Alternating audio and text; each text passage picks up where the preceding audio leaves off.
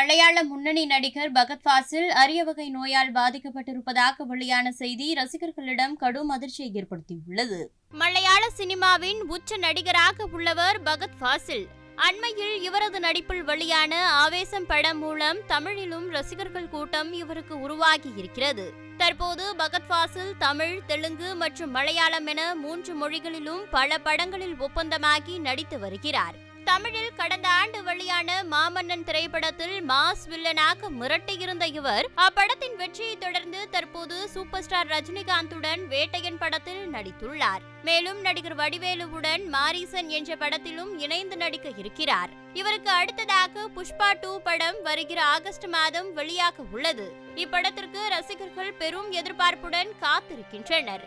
இந்த நிலையில் பகத் ஃபாசில் தான் அரிய வகை நோயால் பாதிக்கப்பட்டுள்ளதாக கூறியிருப்பது ரசிகர்களுக்கு கடும் அதிர்ச்சியை ஏற்படுத்தியுள்ளது.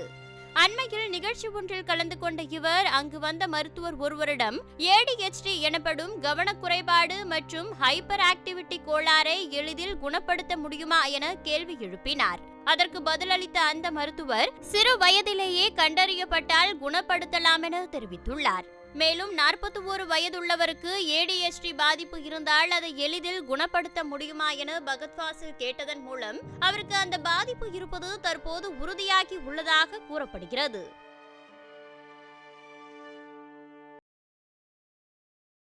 செய்திகளை உள்ளது உள்ளபடி தெரிந்து கொள்ள ரெஃப்ளெக்ட் நியூஸை சப்ஸ்கிரைப் பண்ணுங்க.